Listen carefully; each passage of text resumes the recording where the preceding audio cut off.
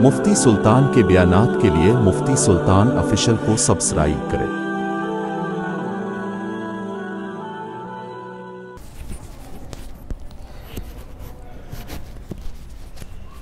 अस्सलामु अलैकुम।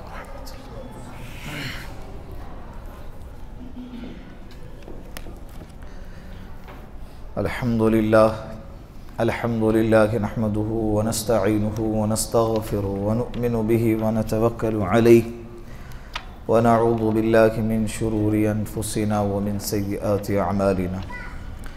मन यहदिहिल्लाहु फला मुदिल्ल लहु व मन युद्लिलहु फला हादिय लहु व नशहदु अन ला इलाहा इल्लल्लाह वहदहु ला शरीक लहु वनशहदु अन्न सय्यिदना व सनदना व हबीबना व मौलाना मुहम्मदन अब्दुहु व रसूलुहु।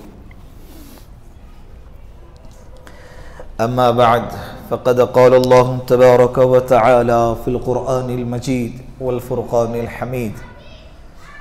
फ़अऊज़ु बिल्लाहि मिनश शैतानिर रजीम। बिस्मिल्लाहिर रहमानिर रहीम। क़ुल हुवल्लाहु अहद अल्लाहुस समद लम यलिद वलम यूलद वलम यकुल लहु कुफुवन अहद। सदक़ल्लाहुल मौलानल अज़ीम व सदक़ रसूलुहुन नबिय्युल करीम व नहनु अला ज़ालिका मिनश शाकिरीन वश्शाकिरीन वल्हम्दुलिल्लाहि रब्बिल आलमीन। प्यार मोहब्बत के साथ एक दफ़ा दरूद पाक पढ़ ले। अल्लाहुम्मा सल्लि अला मुहम्मद फ़ी अव्वली कलामिना अल्लाहुम्मा सल्लि अला मुहम्मद फ़ी औसति कलामिना अल्लाहुम्मा सल्लि अला मुहम्मद फ़ी आखिरी कलामिना।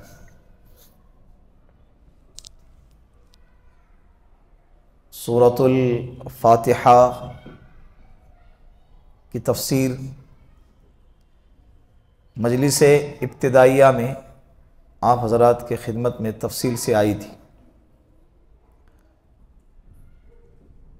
उसके बाद हमारी तफसीर का आगाज़ ही सूरतुल फातिहा से किया गया, इसलिए कि कुरान करीम का आगाज़ सूरतुल फातिहा से हुआ था और नुज़ूल के एतबार से पहली मर्तबा मुकम्मल सूरत नाजिल होने वालों में सूरतुल फातिहा है,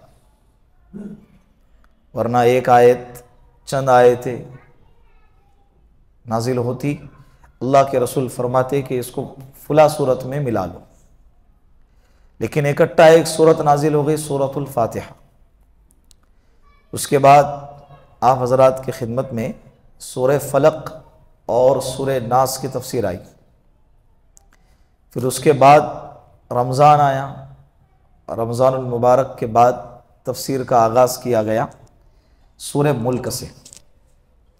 सूरह मुल्क से लेकर सूरह मुरसलात तक मुकम्मल पारा 29वां यह आप हज़रात की खिदमत में आया कि अल्लाह रब्बुल इज़्ज़त ने किस सूरत में क्या बातें बयान फरमाई। सोच रहा था कि वक्त अब थोड़ा है रमज़ानुल मुबारक से पहले, सूरह कहफ ले लूँ, सूरह यासीन ले लूँ, इन सूरतों को वक्त दरकार है, तवील वक्त दरकार है।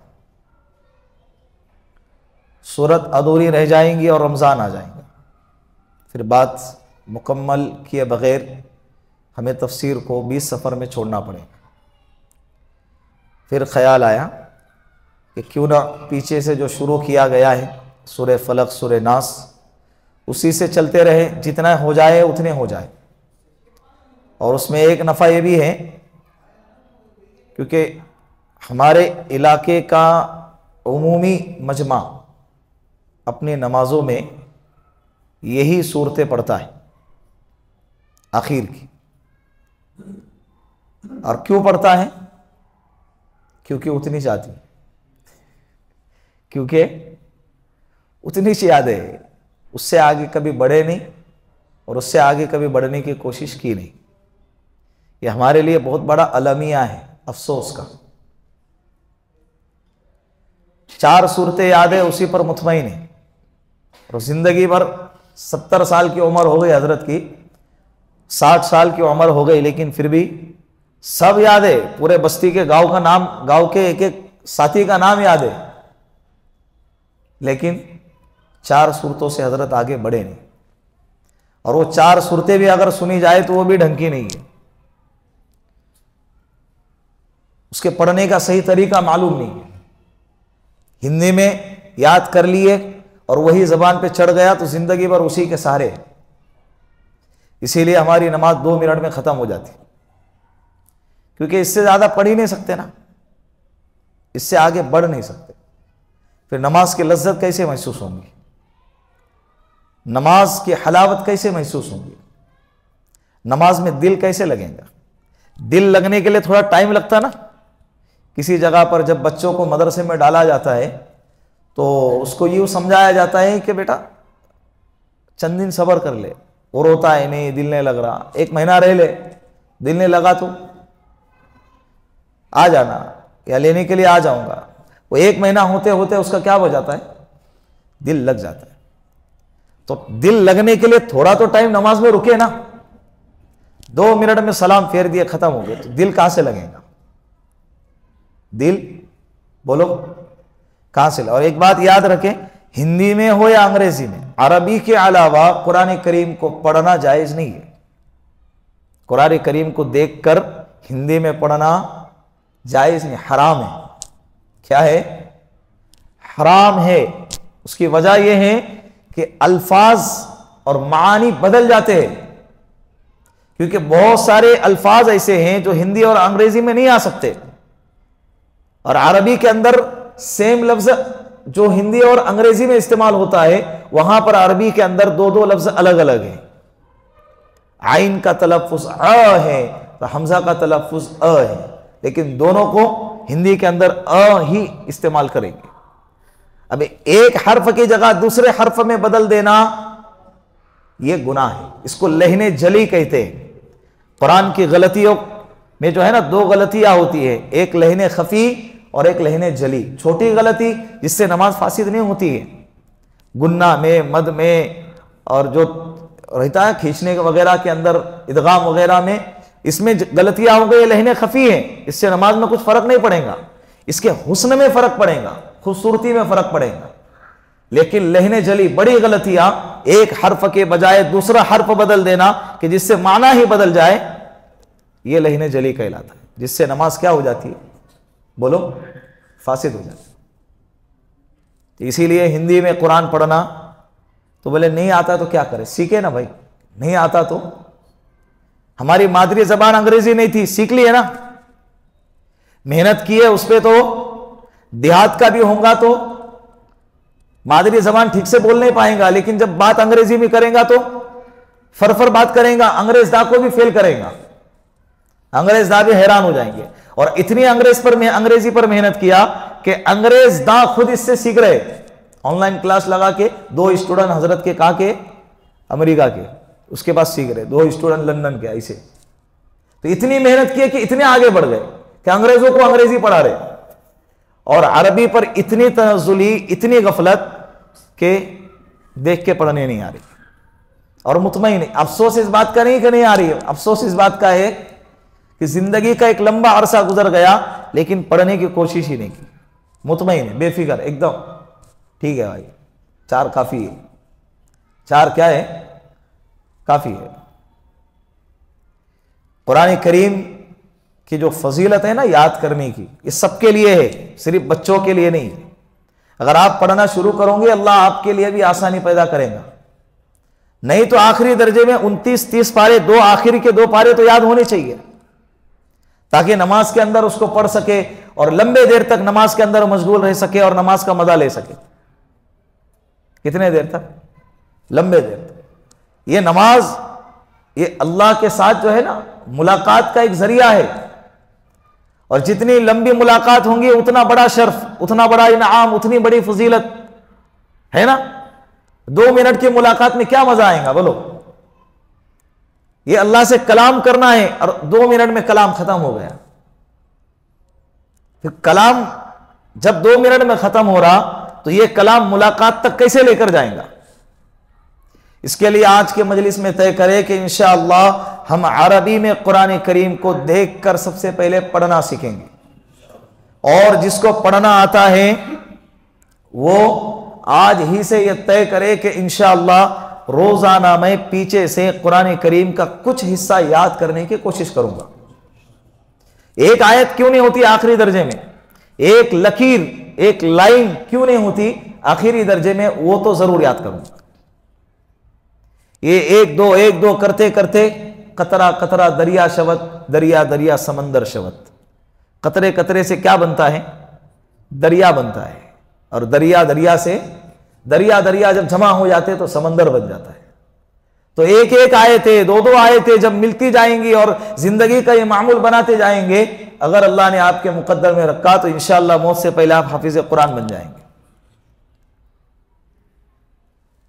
तो इंशाअल्लाह आज इरादा करते हैं। तो इसीलिए पीछे की सूरतों का इंतखाब भी इसलिए किया गया कि भाई आप नमाज में ये सूरतें पढ़ते हैं, तो जब इसका तर्जमा मालूम होगा, इसकी तफसीर, इसके पस मंजर से आप अगर वाकिफ होंगे तो आपको पढ़ने में क्या आएगा?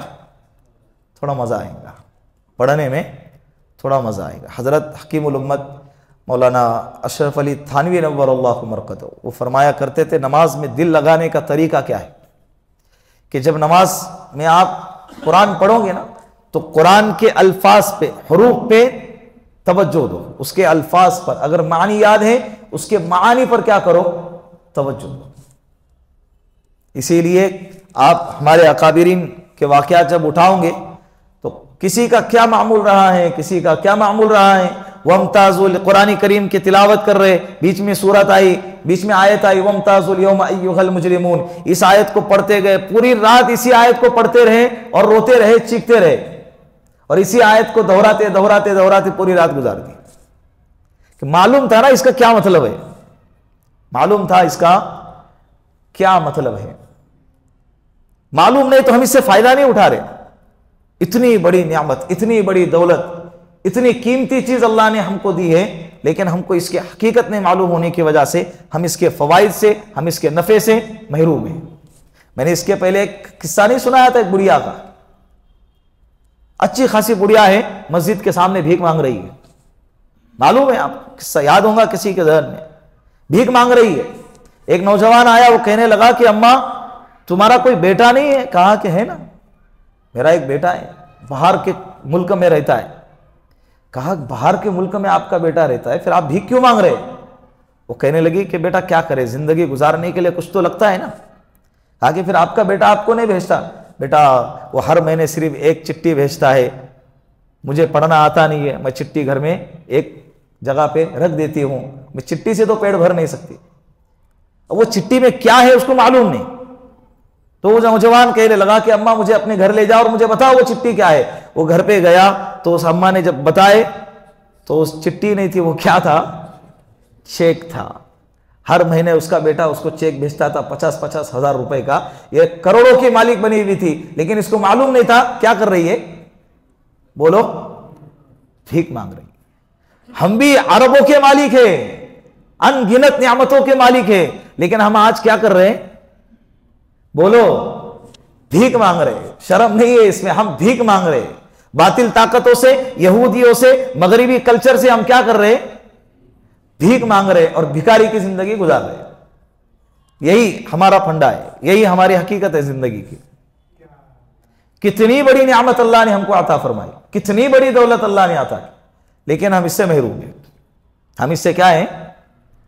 तो इंशाअल्लाह आज से इरादा करेंगे, पीछे की सूरतें जितना हो सके, एक आयत क्यों नहीं होता, रोजाना इसको याद करने की कोशिश करेंगे ना इंशाअल्लाह। और उन सूरतों को, उन आयतों को याद करने के बाद नमाज के अंदर उसकी तिलावत करेंगे तो याद किया हुआ बाकी रहेगा, याद किया हुआ बाकी रहेगा। सूरतुल इखलास मक्कतुल मुकर्रमा में नाजिल हुई, हिजरत से पहले नाजिल होने वाली यह सूरह इखलास है। 4 आयतें हैं इसमें। मुशरिकीन मक्का आप सल्लल्लाहु अलैहि वसल्लम के खिदमत में आए और कहने लगे कि या रसूल अल्लाह, आप सल्लल्लाहु अलैहि वसल्लम से कहा कि मोहम्मद, अल्लाह कैसे पैदा हो गए? अल्लाह का नसब क्या है? अल्लाह का खानदान क्या है?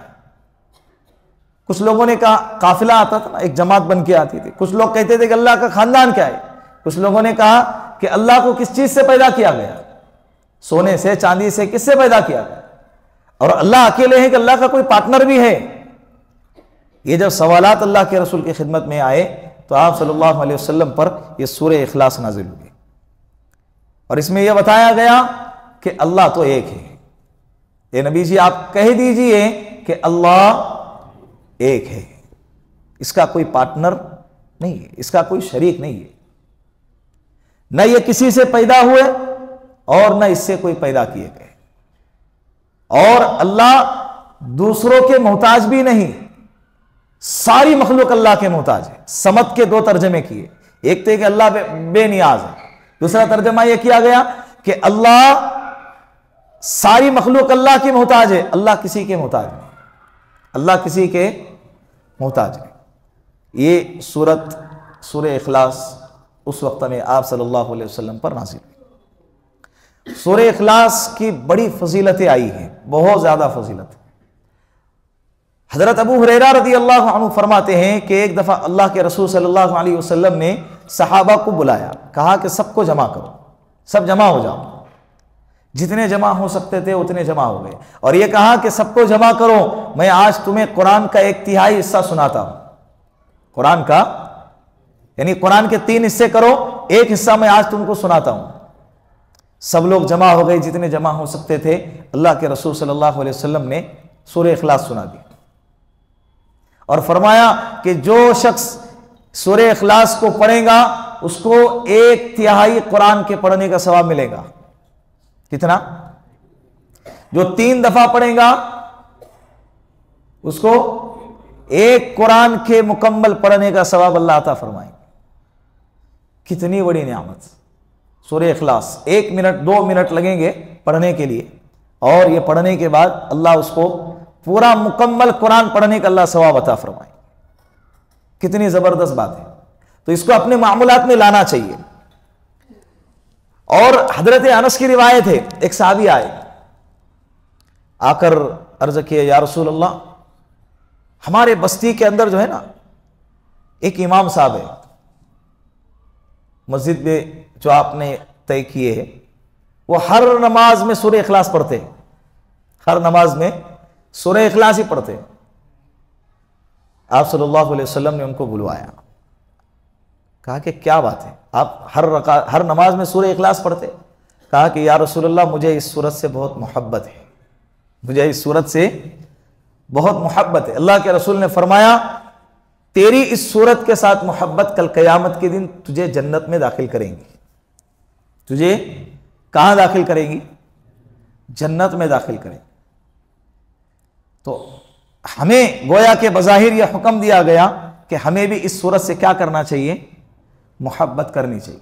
किसी बंदे के अकाईद में अगर कमजोरी आने लगे ना, मेरी आप लोगों से गुजारिश है कि उस बंदे को चाहिए कि वो क्या करे?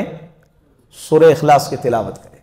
सोशल मीडिया के जरिए से आज जो है ना कुफ्र दंदनाता फिर रहा है, कुफ्र की ताकत बढ़ती जा रही है, कुफ्र फैल रहा है और उन्होंने फैलने का हथियार सोशल मीडिया को बनाया है और इसमें अपने भी देख रहे, गैर भी देख रहे, सब देख रहे।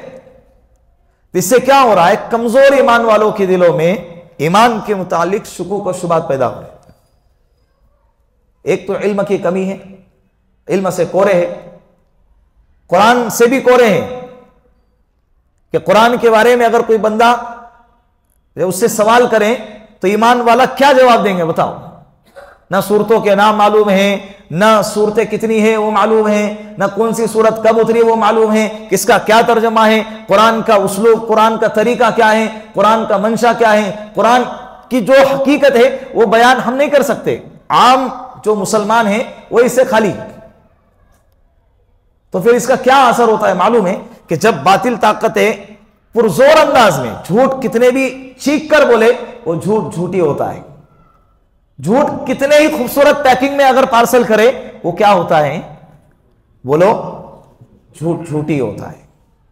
आईफोन के डब्बे में अगर ईंट भर के अगर कोई कुरियर वाला लाकर दे दे, भले ऊपर से बॉक्स किसका है, आईफोन का है, लेकिन अंदर वो आईफोन नहीं है, वो क्या है? पत्थर तो पत्थर ही है। तो झूठ कितने ही चीख कर बोले, कितने ही ज्यादा तादाद में बोले, झूठ झूठ ही होता है। तो जब ऐसी चीजें हमारे सामने आ जाए तो मेरी आप लोगों से गुजारिश है कि ऐसे वक्त में क्या करना चाहिए? सूरह इखलास की तिलावत करनी चाहिए। कुल हुवल्लाहु अहद अल्लाहु समद बार बार पढ़ते रहे। ऐसे ख्याल, अल्लाह के रसूल ने फरमाया ना, तकदीर के बारे में ज्यादा सवालात नहीं करने के। तकदीर के बारे में शैतान तुम्हें कहीं वसवसे में मुब्तला ना करे। तो ऐसे वसावी जब आते हैं तो डरना चाहिए। क्या करना चाहिए? इमाम अहमद बिन हंबल रहमतुल्लाह अलैह के पास जो है ना, शैतान आया और आकर दलाइल देने लगा। इमाम राजी रहमतुल्लाह अलैह, मुख्तलिफ वाक़यात है, इन लोगों के पास आया और दलाइल देने लगा कि अल्लाह नहीं है, या अल्लाह एक नहीं, अल्लाह और है। हजरत दलाइल का जवाब दलाइल से दे रहे। हजरत इमाम राजी रहमतुल्लाह अलैह इधर से दलाइल, उधर से दलाइल, उधर के दलाइल का जवाब इधर से 100 दलाइल दिए हजरत ने। और दलाइल के देने के बाद भी शैतान के पास, क्योंकि वो बहुत माहिर है ना, उसने बड़ा जमाना देखा है, हजरत आदम अलैहिस्सलाम के पहले का है, सारे जमाने देखे हैं उसने, बहुत पक्का और बहुत पुराना खिलाड़ी है। सारे दाव पेज सब जानता है कि किसको किस तरीके से और किस रास्ते से वरगलाना है। और इल्म भी बहुत था, फरिश्तों का उस्ताद बना हुआ था, फरिश्तों का उस्ताद बना हुआ था। उसके पास इल्म का आइन था, उसके पास मारिफत का आइन था, और उसके पास अमल का आइन था। लेकिन उसके पास आइन नहीं था तो इश्क का आइन नहीं था। इसलिए कि इल्म का आइन इतना इल्म था कि वो फरिश्तों का उस्ताद बना हुआ, और अमल का आइन इतना अमल था उसके पास कि उसने अल्लाह से इजाजत चाही कि अल्लाह, इस दुनिया के अंदर मेरी कौम ने सारे चप्पे चप्पे में तेरी नाफरमानी करके उसको गंदा कर दिया है, मुझे इजाजत दो, मैं जाऊंगा उसी सरजमीन पर, एक बालिश्त भी जगह बाकी नहीं रखूंगा जहां पर तेरे लिए सजदा ना करूं। अल्लाह ने इजाजत दी, सारे रुए जमीन पर सजदा किया। अमल इतना जबरदस्त, और मारिफत यानी अल्लाह को पहचानना इतना जबरदस्त अल्लाह को पहचानता था कि अल्लाह रब्बुल इज्जत ने जब उसके खिलाफ यह हुक्म सुनाया कि तू मरदूद है, आज से तू धुतकार दिया गया है, यानी ऐसा जलाल का वक्त है और हकालने का निकालने का वक्त है, फिर भी उसे मालूम था कि ऐसे वक्त में भी अल्लाह से अगर कोई चीज मांगूंगा तो अल्लाह मुझे देंगे, और अल्लाह से मांगा, कयामत तक की उम्र मांगी, और हर इंसान के रगों में दौड़ने की सिफत मांगी, शक्ल को बदलने की सिफत मांगी। अल्लाह ने कहा जा ये सब ले ले। तो अल्लाह को जानता था, वरना ऐसे गुस्से में इंसान सोचता नहीं, जिसके बारे में जानता नहीं ना, तो इंसान क्या करता है कि सोचता है कि बोलोगे नहीं बोलोगे, क्या करेगा, क्या देगा कि नहीं देगा, क्या हकालेगा, क्या करेगा।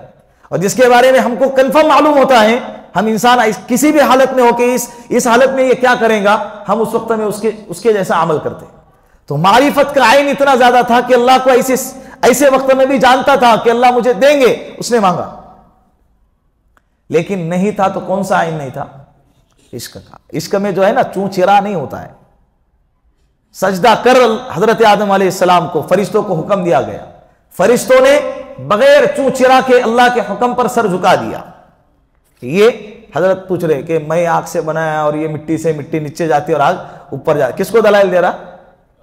दलाइल हर जगह नहीं चलते, दलाइल हर जगह नहीं चलते। तो अल्लाह रब्बुल इज्जत ने उसको कयामत तक के लिए उसको धुतकार दिया। गया शैतान मारा एक सजदे के न करने से, गया शैतान मारा एक सजदे के न करने से। एक सजदा नहीं किया तो मारा गया। हम कितने सजदे छोड़ देते, कितने सजदे जानबूझकर छोड़ देते, तो हमारा हशर क्या होगा सोचो। बात समझ में आ रही? तो उसके अंदर वरगलानी की सिफत, उसने इमाम राजी रहमतुल्लाह अलैह को दलाइल के जरिए से जवाब देता रहा। 100 दलाइल इधर से दिए, हजरत परेशान हो गए। वजू कर रहे थे, दिल बेचैन था, कैसे समझाओ उसे। तो दिल पर उनके शेख की तरफ से कश्फ हुआ कि अल्लाह के बंदे क्यों इसको दलाइल पे दलाइल देता जा रहा है, इससे कहे कि मैंने मेरे अल्लाह को बगैर दलील के माना है। मैंने मेरे अल्लाह को, बोलो, बगैर दलील के माना है। अल्लाह है, अल्लाह एक है, उसका कोई शरीक नहीं है, और ये मैंने बगैर दलील के माना है, और इसी पर मुझे मरना है, इसी पर मुझे क्या करना है, मरना है। तो सूरह इखलास पढ़ते रहो, शैतान वर्गलाएगा, अजीब व गरीब ख्यालात आएंगे। मेरे पास नौजवान आकर जब अपने ख्यालों का इजहार करते हैं ना इस सोशल मीडिया की गलाजत के असर की वजह से, तो मैं उन लोगों से भी कह रहा हूं कि इस सूरत को अपने जिंदगी का हिस्सा बना ले और इसको कसरत से पढ़ने की कोशिश करें।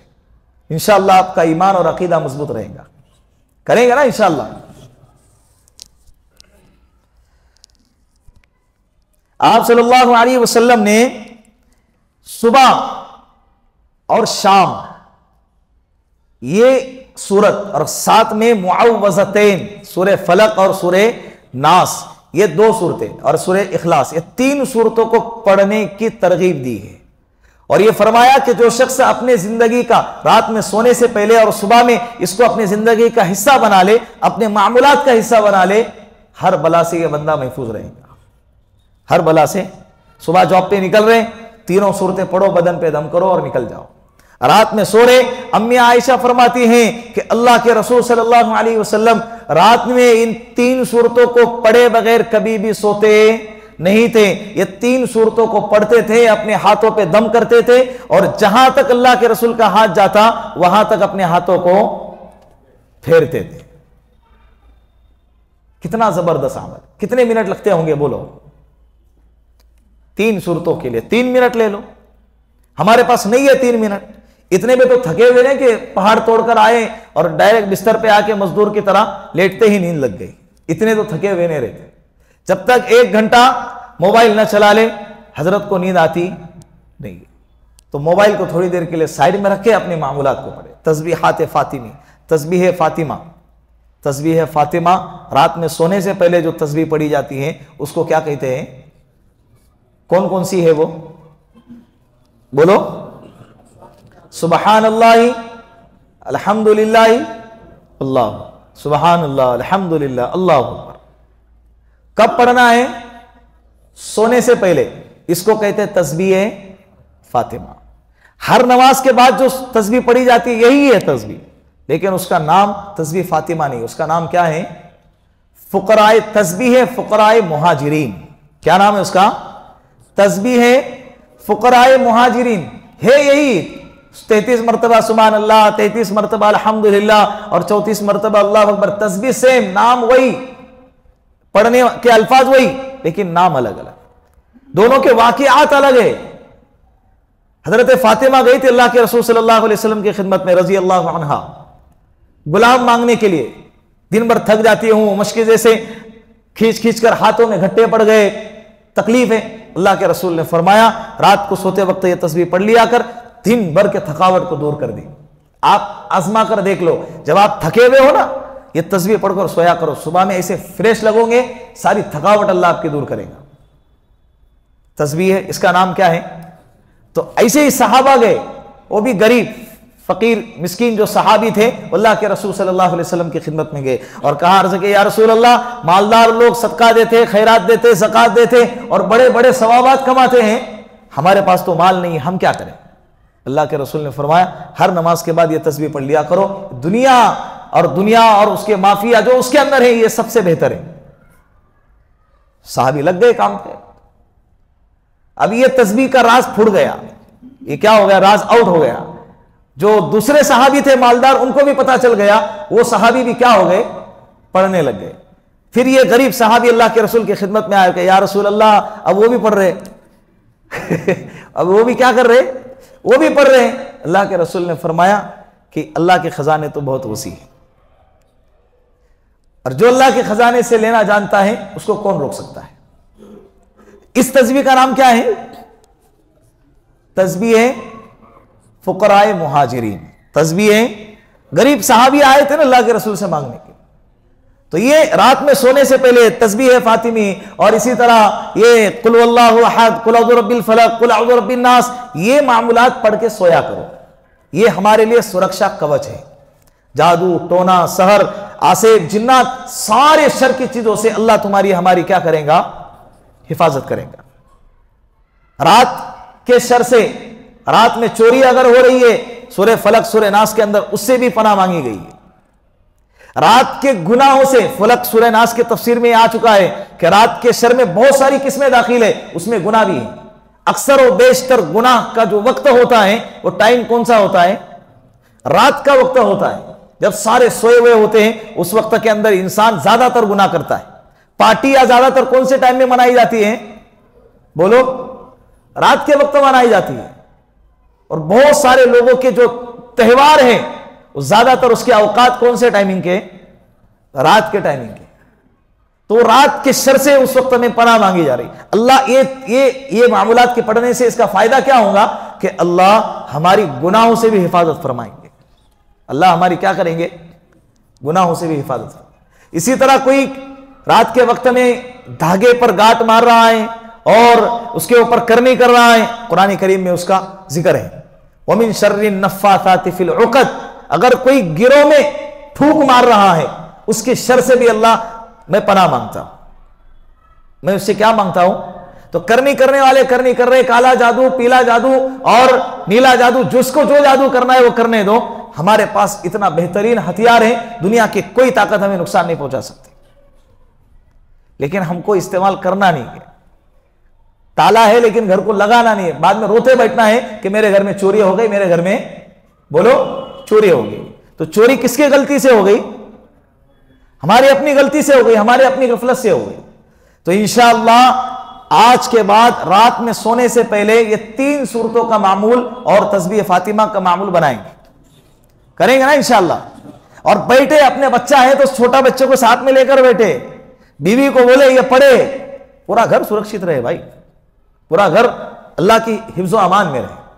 एक मरतबा अल्लाह के रसूल सल्लल्लाहु अलैहि वसल्लम ने फरमाया कि ऐसी सूरत मैं तुम्हें बताता हूं, ऐसी 3 सूरतें मैं तुम्हें बताता हूं जो तौरात में, जबूर में, इंजील में और कुरान करीम सब में है। वो सूरह फलक, सूरह नास और सूरह इखलास।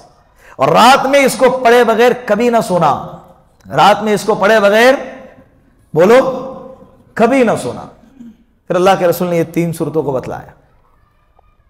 तो आज की मजलिस में सूरह लहब की भी तफसीर का इरादा किया था मैंने, लेकिन वक्त बहुत ज़्यादा हो जाएगा और लंबा, उसके अंदर बहुत सारे वाक़ियात है। अल्लाह के रसूल का जो चचा है अबू लहब, उसका तफसीली किस्सा है, सूरह लहब क्यों नाजिल हो गई, और उसके औरत का किस्सा है, अरवा बिनते हर्ब, हजरत अबू सुफियान की बहन थी, जिसकी कुन्नियत उम्मे जमील, और सहाबा को, अल्लाह के रसूल को सताने में आगे आगे थी।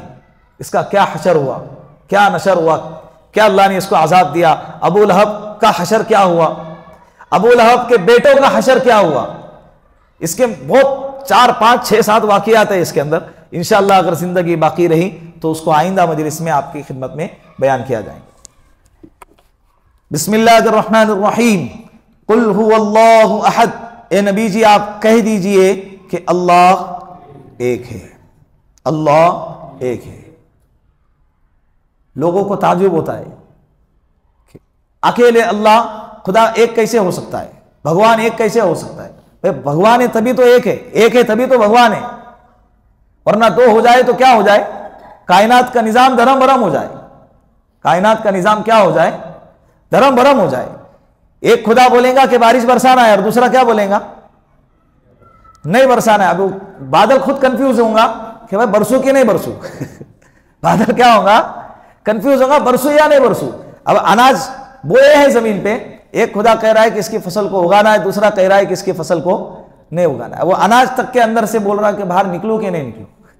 वो कहेगा ना, ये दुनिया का निजाम क्या हो जाएगा? धर्म भरम हो जाएगा। ये एक होना ही इस बात की अलामत है कि ये कौन है। जिसको जरूरत पड़ी वो खुदा कैसा, जिसको एहतियाज हो वो खुदा कैसा, जिसको शिरकत की जरूरत पड़े वो खुदा कैसा। बात समझ में आ रही? तो हमारा खुदा एक है, इसका कोई सानी नहीं, इसका कोई नजीर नहीं, इसका कोई मिसल नहीं और इसका कोई शरीक नहीं, इसका कोई साथी नहीं।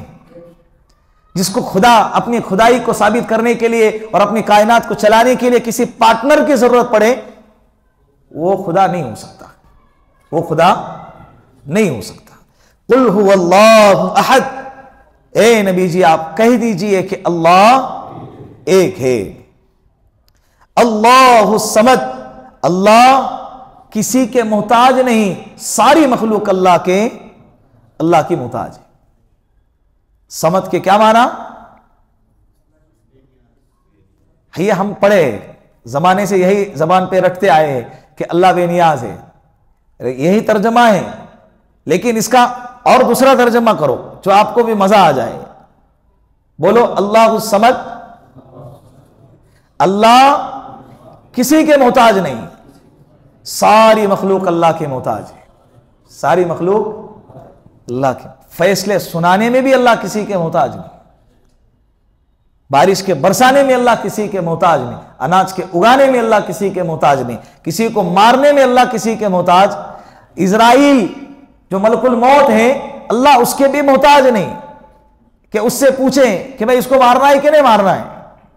डायरेक्ट अल्लाह का हुक्म आएगा, उसको हुक्म की इत्तिबा करना है।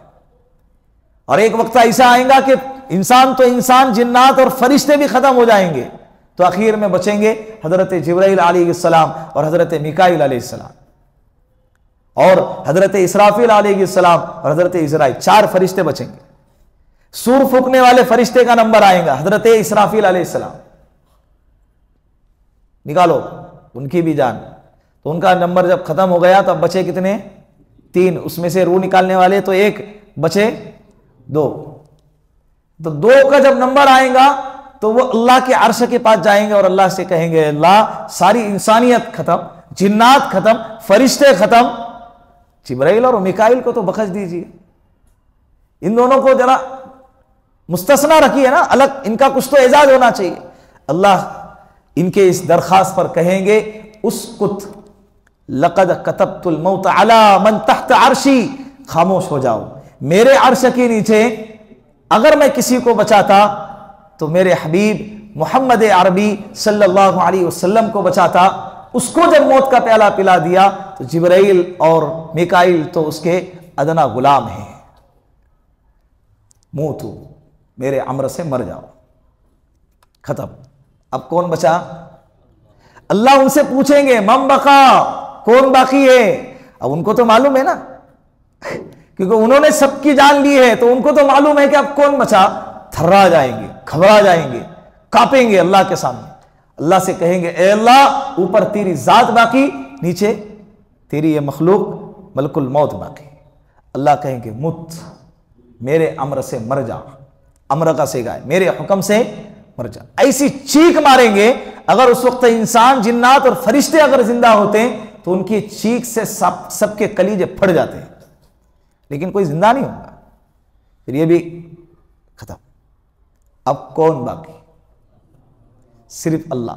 अल्लाह को भी मालूम है कौन नहीं बाकी है, लेकिन फिर भी अल्लाह पूछेंगे कि मम बका, अब कौन बाकी? फिर अल्लाह पूछेंगे ऐनल मुलूक, कहां है बादशाह, अपने बादशाहत पर इतराने वाले और अपने हुकूमत का जोर दिखलाने वाले और अपने पावर का गलत इस्तेमाल करने वाले कहां हैं? ऐनल मुतकब्बिरून, अकड़ कर चलने वाले कहां हैं? ऐनल जब्बारून, कहां है तकब्बुर करने वाले और अपने ओहदे का गलत इस्तेमाल करने वाले, दूसरों पर जुल्म करने वाले कहां हैं? ऐनल मुलुक, किसकी बादशाहत है? अल्लाह खुद सवाल कर रहे अपने बादशाह को साबित करने के लिए, कोई जवाब देने वाला नहीं। अल्लाह आगे से कहेंगे आज किसकी बादशाहत है? तो अल्लाह कहेंगे लिल्लाहिल वाहिदिल कहार, आज अकेले अल्लाह की बादशाहत है। अल्लाह खुद कहेंगे कि आज तो किसकी बादशाहत है? अकेले तन्हे तन्हा अल्लाह की बादशाहत है, कोई बाकी नहीं होगा। फिर उसके बाद कई दिनों तक यही निजाम चलता रहेगा। फिर अल्लाह रब्बुल इज्जत दोबारा मखलूक को पैदा करने का इरादा करेंगे। उसके बाद लेकिन एक दौर इस पे, इस कायनात पे ऐसा गुजारना है कि जिसमें अल्लाह के अलावा कोई बाकी नहीं रहेगा। सूरह रहमान में अल्लाह रब्बुल इज्जत ने बयान फरमाया है कुल्लु मन अलैहा फान व यबका वजहु रब्बिका जुल जलाली वल इकराम, सबको फना है, अल्लाह की जात बाकी है। अल्लाह की जात, क्या जबरदस्त अकीदा है किसी इंसान से, किसी नबी से, किसी फरिश्ते से, किसी भी बड़े शख्सियत से हमको जोड़ा नहीं गया है। अल्लाह के रसूल सल्लल्लाहु अलैहि वसल्लम का इंतकाल हो गया, सहाबा गमज़दा है। हजरत उमर फारूक रज़ी अल्लाह अन्हु जैसा इस्तिक़लाल और हिम्मत का पहाड़ इंसान उस वक्त में अपने होश क्या हुआ, खो बैठा। तलवार निकाल कर बाहर निकले, अगर किसी के जबान से ये निकला कि अल्लाह के रसूल दुनिया से चले गए, मैं इसी तलवार से उसकी गर्दन उड़ा दूं। वो सुनना नहीं चाहते थे, वो उनका दिल यकीन करना नहीं चाहता था। लेकिन ऐसे वक्तों में बड़े लोग जो है ना आजमाए जाते हैं। हजरत अबू बकर सिद्दीक जो बचपन से लेकर इंतकाल तक अल्लाह के रसूल सल्लल्लाहु अलैहि वसल्लम का साथी रहा, दोस्त रहा, रहबर रहा और मुहसिन रहा, अल्लाह के रसूल सल्लल्लाहु अलैहि वसल्लम पर पूरी जिंदगी अपनी लुटा दी। अल्लाह के रसूल ने फरमाया कि सारे सहाबा का मैंने हक अदा कर दिया सिवाय अबू बकर के। अबू बकर का हक कौन अदा करेगा? अल्लाह अदा करेगा। कई फजीलतें हजरत अबू बकर सिद्दीक के वो आए, उनको कितना तड़पना चाहिए था। 2.5 साल की उम्र के थे अल्लाह के रसूल, उस वक्त में हजरत अबू बकर सिद्दीक पैदा हो गए। अल्लाह के रसूल का जब इंतकाल हो गया, अल्लाह के रसूल के इंतकाल के 2.5 साल के बाद हजरत अबू बकर सिद्दीक का इंतकाल हो गया। 2.5 साल के बाद भी पैदा हो गया और 2.5 साल के बाद ही इंतकाल हो गया। अल्लाह के रसूल की उम्र भी 63 साल और हजरत अबू बकर सिद्दीक की उम्र भी 63 साल। और बचपन से साथी, नबूवत के बाद नहीं, नबूवत से पहले के साथी, सफर हजर के साथी, और नबूवत के बाद तो पूरी जान लुटा दी अल्लाह के रसूल। अपनी बच्ची का निकाह, अपनी बेटी का निकाह करा दिया, अपने माल को लुटा दिया। हिजरत के मौके पर अल्लाह के रसूल सल्लल्लाहु अलैहि वसल्लम जब आए ना, दरवाजा हजरत अबू बकर सिद्दीक के बाद दरवाजे को दस्तक दी। जैसे ही दस्तक दी ना, खट, उसी लम्हे दरवाजा खोल दिया। हजरत अबू बकर सिद्दीक के इस अमल पर अल्लाह के रसूल हैरान हुए। कहा कि अबू बकर क्या इंतजार में बैठे थे? या रसूलल्लाह 3 दिन से इंतजार में बैठा था और मुझे पता था कि अल्लाह आपको जरूर हुक्म देंगे कि आपके साथ में मुझे भी लेकर जाए। और मैंने ऊँटनियां तैयार करके रखी थी, सामान सफर तैयार करके रखा था, और 3 दिन से इसी इंतजार में था कि आप आए और दरवाजे को दस्तक दे, मुझे खोलने में देर ना हो जाए, मुझे खोलने में देर ना हो जाए। मुझे पता था, मैं इंतजार में था। तो ये अबू बकर सिद्दीक कितना तड़पना चाहिए था अल्लाह के रसूल के इंतकाल पे। जब आए तो देखा, सीधा अम्मी आयशा के हुजरे में चले गए और चेहरे से कपड़ा हटाया, पेशानी को बोसा दिया, माथे को चूमा और कहने लगे, वाह मुहम्मदा, वाह खलीला, वाह हबीबा, है मेरा दोस्त, है मेरा हबीब, है नबी जी। अब आप पर सारी जिंदगी मशक्कत उठाकर दुनिया से चला गया, अब आप पर 2 मरतबा कभी मौत नहीं आएगी। चेहरे को ढाका और मस्जिद में आए। अफरा तफरी, शोर मचा हुआ है, रो रहे, एक सहाबी इधर, एक सहाबी उधर। हजरत उमर की हालत बिल्कुल आपे से बाहर है, और एक हजरत अब्दुल्ला इब्न ज़ैद इब्न अब्द रब्बी, वो सहाबी हैं, उन्होंने कहा कि जिन आंखों से मैं अल्लाह के रसूल का दीदार करता था, ए अल्लाह, आज के बाद वो दीदार नहीं होगा तो मुझे इन आंखों की जरूरत नहीं है, इन आंखों से बिनाई को छीन ले। इतनी दिल से मांगी भी दुआ थी कि आंखों से बिनाई छीनी गई, वो अंधे हो गए। क्या हो गए? अंधे हो गए।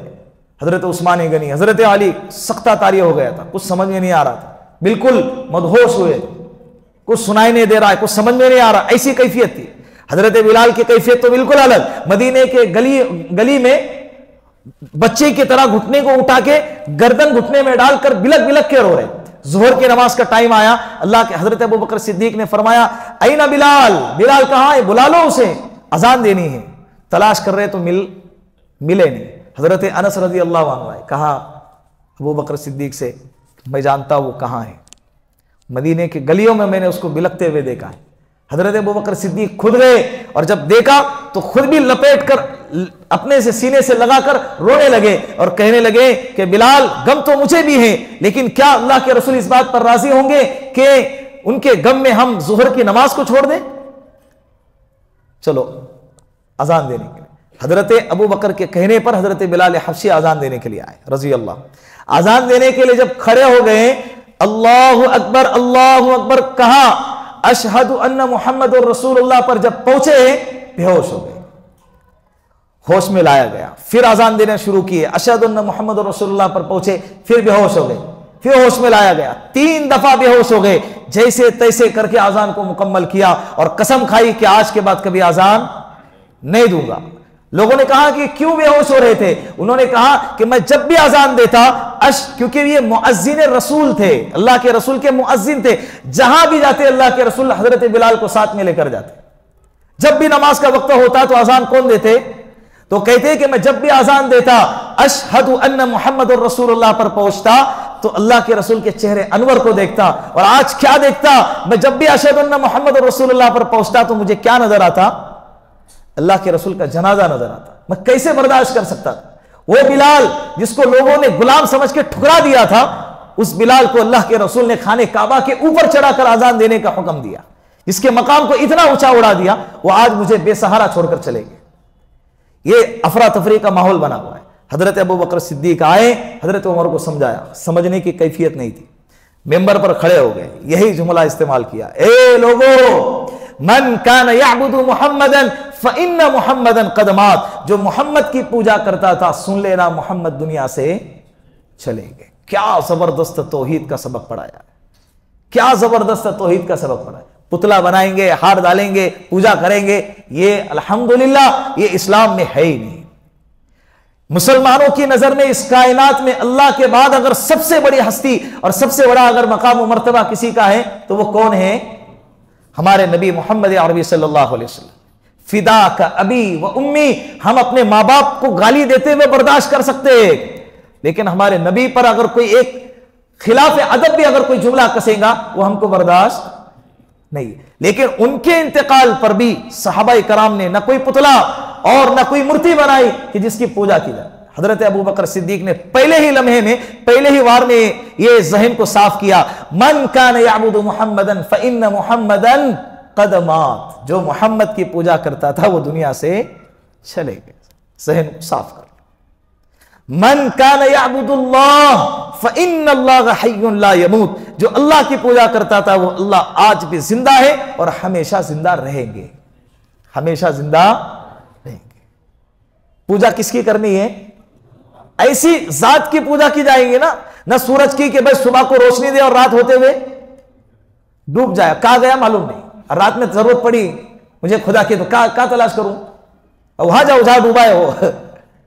तो ऐसे खुदा की पूजा कर रहे, रात के वक्त में चांद सितारे निकले, चांद निकले, उसको खुदा समझ बैठा। सुबह हो गई तो हजरत दोनों क्या हो गए? गायब हो गए। ऐसे जगह गायब हो गए कि जहां गए बोलकर भी नहीं गए कि हम वहां जा रहे हैं, गायब हो गए। तो ये खुदा कैसा? जिसको मौत आए वो खुदा कैसा? जिसका शरीक हो वो खुदा कैसा? जो पैदा हो जाए वो खुदा कैसा? पैदा होना और किसी से पैदा करना और किसी से पैदा होना, ये दोनों कमजोरी की अलामत है। दोनों किसकी अलामत है? कमजोरी की अलामत है। न अल्लाह की शादी हुई है, न अल्लाह का बेटा है, न अल्लाह किसी से जने गए। दूसरे मजहब के अंदर बीवी को उठा लिए और किडनैप करके रख दिए और उसको उससे ब्लैकमेल कर रहे हैं। क्या कर रहे हैं? उससे ब्लैकमेल कर रहे हैं। और अल्हम्दुलिल्लाह अल्लाह ये सारी सिफतों से क्या है? पाक है। अल्लाहु समद, अल्लाह किसी के मोहताज नहीं है, सारी मखलूक अल्लाह की मोहताज है। लम यलिद वलम यूलद, लम यलिद वलम यूलद, न वो किसी से जने हैं, वलम यूलद, और न उससे कोई जना गया, न उससे कोई जना गया। वलम यकुल लहू कुफुवन अहद, और हरगिज हरगिज उसका कोई शरीक नहीं है, उसका कोई शरीक नहीं। अल्लाह इस अकीदे पर जीना और इसी अकीदे पर मरना नसीब फरमाए। कल सुबह 10 बजे से लेकर यूएनआईटी पार्क के मैदान में पूरे पूना जिले का जोड़ रखा गया है। सुबह 10 बजे से लेकर इशा की नमाज तक, दोपहर में और सुबह में खाने का इंतजाम है, टिकट लेके, लेकिन खाने का इंतजाम किया गया है, टिकट लेकर खरीदना है, टिकट लेना है और खाने के लिए जाना है। चाय का इंतजाम है, साथियों में इसकी दावत चलाएं और खुद भी वक्त पर पहुंचने की कोशिश करें। 10 बजे पहली मजलिस है, ठीक है। बिस्मिल्लाहिर्रहमानिर्रहीम। अल्लाहुम्मा अंतस सलाम व मिनकस सलाम तबारकत या ज़ल जलाली वल इकराम। अल्लाहुम्मा सल्लि अला सय्यिदिना मुहम्मदिन व आलिहि अल्फ अल्फ मर्रा। अल्लाहुम्मा अइन्नी अला ज़िक्रिक व शुक्रिक व हुस्नि इबादतिक या हय्यु या क़य्यूम बिरहमतिका नस्तगीथ। जज़ाल्लाहु अन्ना मुहम्मदन मा व अहलुहु सल्लल्लाहु अलैहि वसल्लम। सुब्हान रब्बिका रब्बिल इज़्ज़ति अम्मा यसिफून व सलामुन अलल मुरसलीन वल्हम्दुलिल्लाहि रब्बिल आलमीन।